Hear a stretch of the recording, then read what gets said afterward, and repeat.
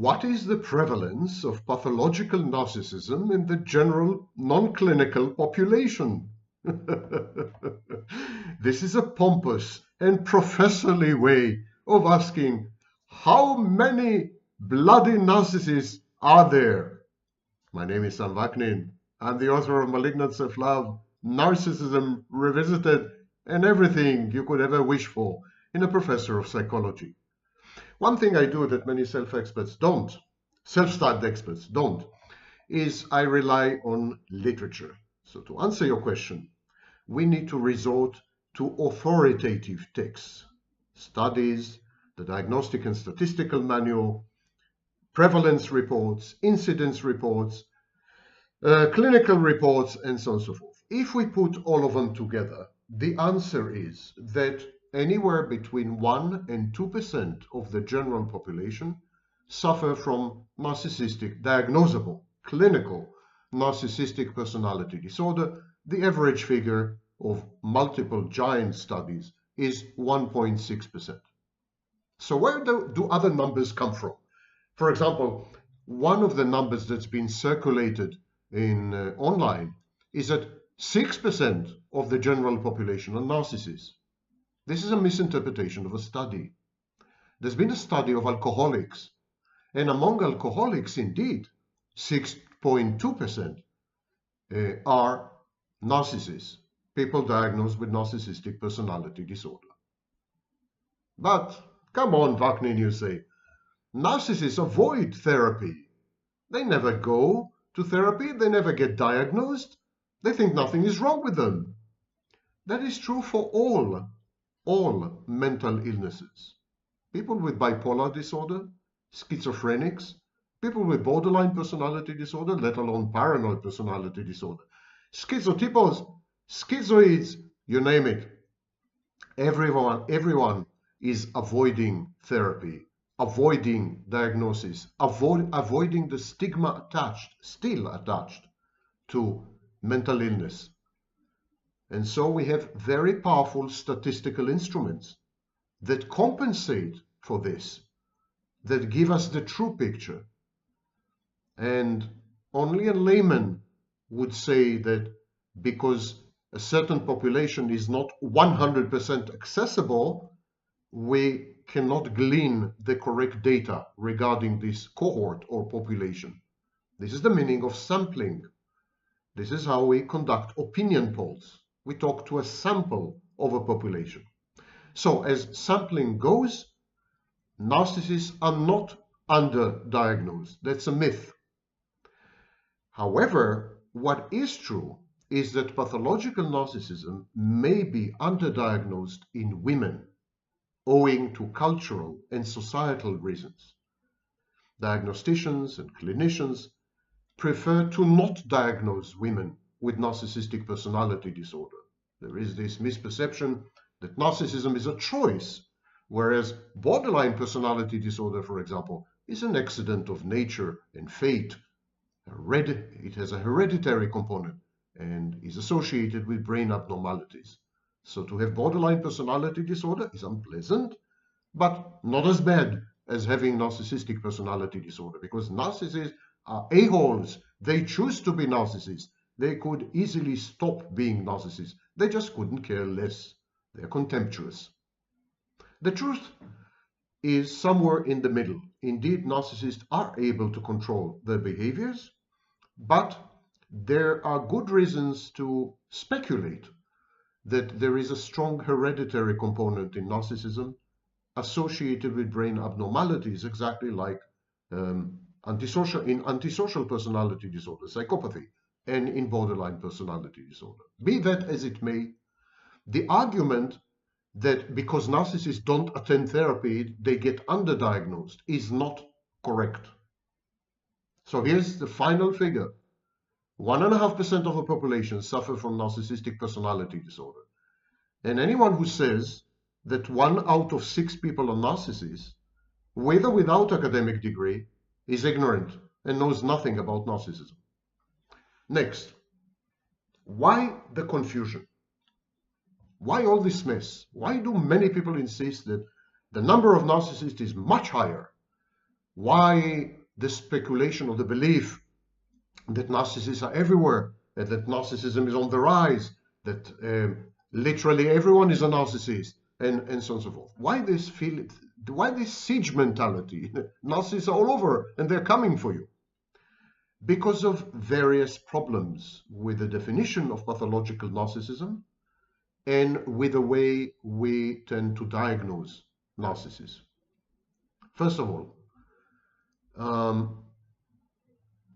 there is something called healthy narcissism. Healthy narcissism underlies self-esteem, self-confidence, and the ability to regulate one's sense of self-worth. It is healthy narcissism that drives you to explore the world and to accomplish things. Healthy narcissism is not pathological narcissism, and yet they have some affinity. There's some affinity there. That's why they're both called narcissism. Freud called it primary versus secondary narcissism. And so this is the first difficulty. Where does healthy narcissism stop and pathological narcissism begin? To tackle this issue, various scholars throughout the ages came up with a kind of differentiation between narcissism that is perhaps unpalatable, unpleasant as far as other people are concerned, people around the narcissist, but helps the narcissist, is a positive adaptation. Narcissism that is essentially healthy and good. And so we make a distinction between narcissistic style and narcissistic personality disorder. As I said, various scholars have described narcissistic personalities that are not full-fledged narcissists.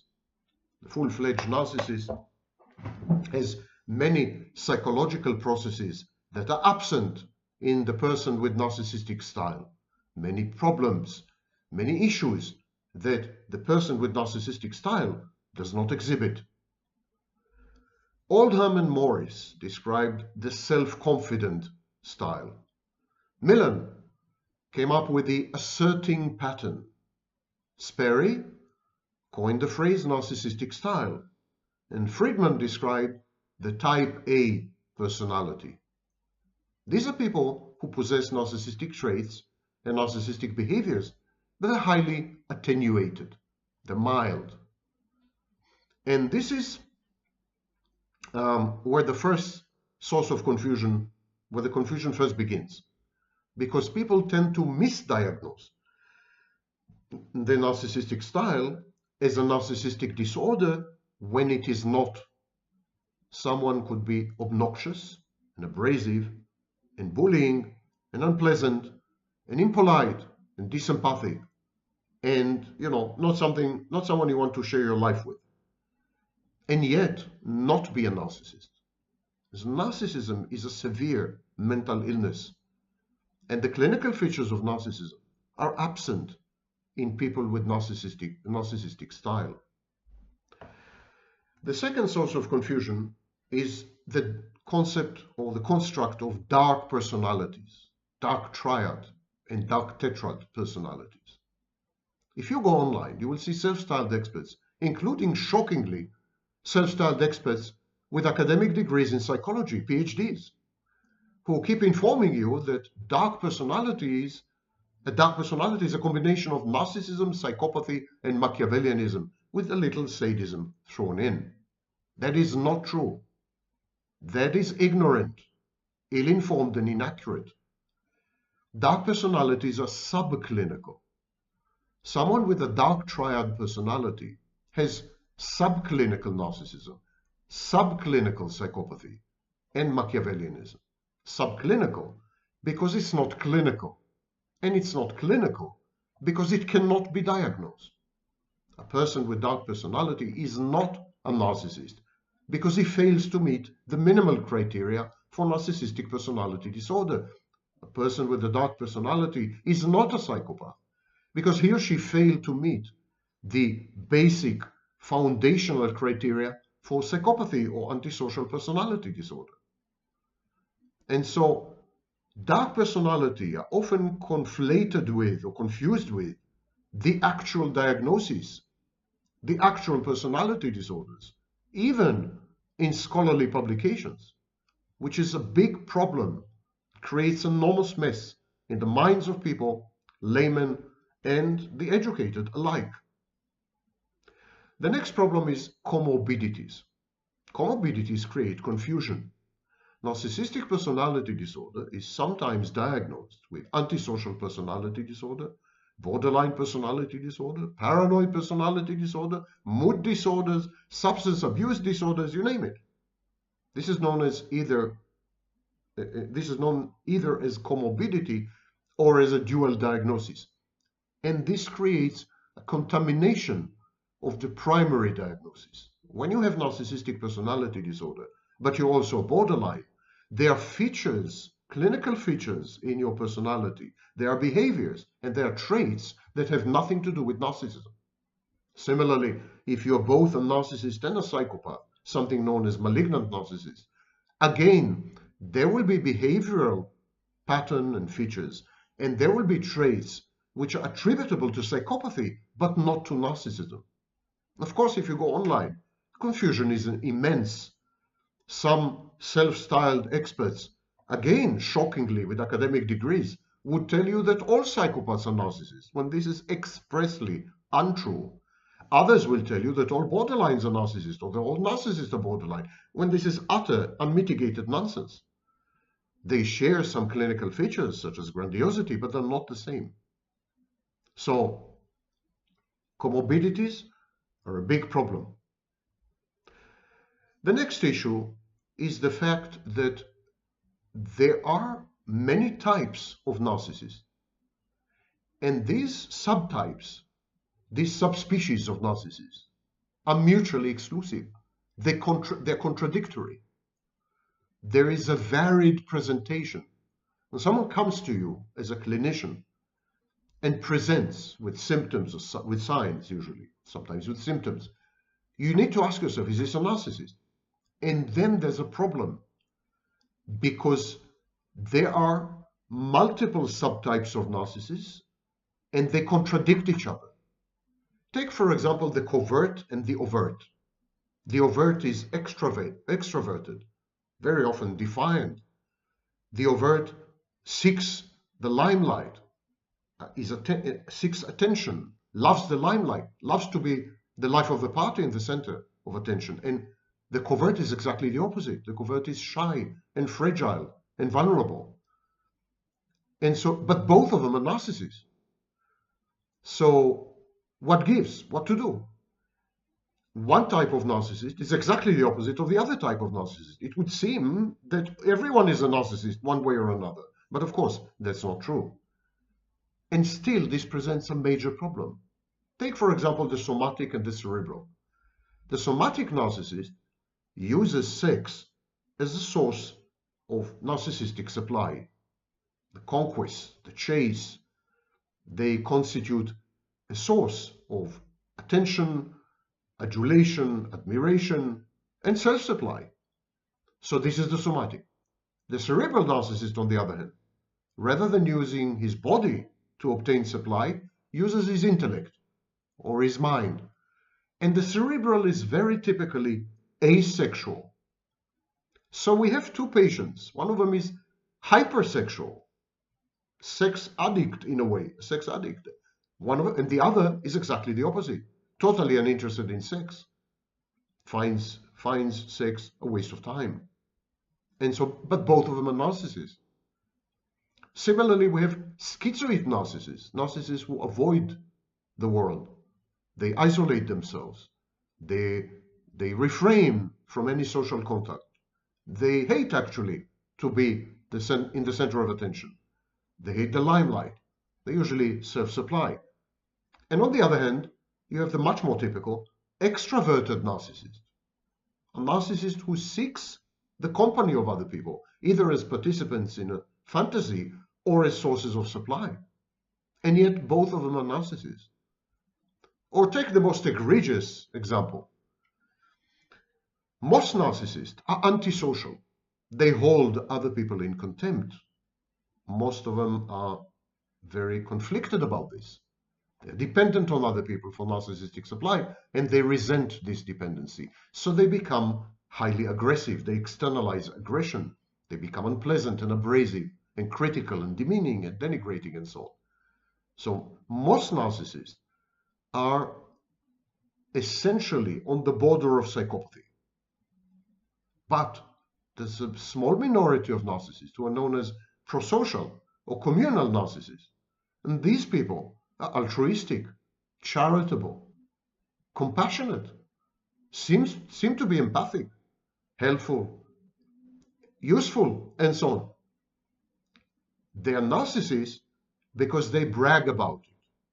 This conduct is ostentatious. But they're the exact opposite of all other narcissists, in the sense that they're good people, moral people, ethical people. They're very arrogant about it. They're very proud of it, but they're still this way. They're prosocial, they're communal, whereas vast majority of narcissists are exactly the opposite. So when you see this varied presentation, all the subtypes, the conflicting subtypes, the contradictory subtypes, is extremely confusing. And this confusion in the clinical world spills over into the online world. And now everyone is beyond confused about who is a narcissist, what constitutes narcissism, which types of behaviors or traits are classic narcissism, which are perhaps acquired somehow. And the confusion online reflects the confusion offline in academia. Finally, narcissism is not only a clinical entity, it's an organizing, explanatory, hermeneutic principle. You can use narcissism to make sense of politics, of show business, of entertainment, of your medical doctor, of yourself, of your family, of your intimate partner, of your children, of your pastor in church. You can use narcissism to explain to you how the world works. Narcissism therefore constitutes a kind of internal working model or a theory of mind regarding what makes people tick. And it is this organizing explanatory power of narcissism that made it into what it is today, a much mutilated and molested buzzword. But you see, many scholars claim that narcissism, pathological narcissism, is an American phenomenon, a culture-bound syndrome. Indeed, the International Classification of Diseases, the diagnostic manual that competes with the DSM, and the diagnostic manual that is used by 80+% of humanity, has no diagnosis of narcissistic personality disorder. It's as if narcissistic personality disorder is a North American thing, not a global human issue. And narcissism is perceived as a cultural, societal artifact. We call it a culture-bound syndrome. And that also raises major issues. Because if you come from India, or from Israel, or from Russia, or from Africa, and you're trying to wrap your head around the concept of narcissism, trying to make sense of narcissism, trying to identify people in your environment as either narcissistic or not, trying to label someone a narcissist, your culture and society, they have a huge influence on your judgment. And it makes it very difficult to kind of create a common denominator. Someone who would be labeled a narcissist in Japan may be different to someone who would be labeled a narcissist in the United States. Someone who would be labeled a narcissist in Russia may be different to someone who would be labeled a narcissist in Africa. And the attitude towards the traits and behaviors of a typical narcissist are very different in each culture and society. So there's no common language, there's no dictionary. And you can see online and offline a lack of cultural sensitivity and cultural context as to this construct of narcissism, which again creates enormous confusion. All these problems, methodological problems, give rise to the impression that there are many more narcissists than there actually are. Because if you mislabel people who are psychopaths as narcissists and people with borderline as narcissists, if you mislabel people as narcissists because of your culture and social background, if you mislabel narcissists because they are actually dark triad personalities and not narcissists, if you mislabel narcissists because they are type A personalities, they're, you know, go-getters and ambitious and in your face and so on.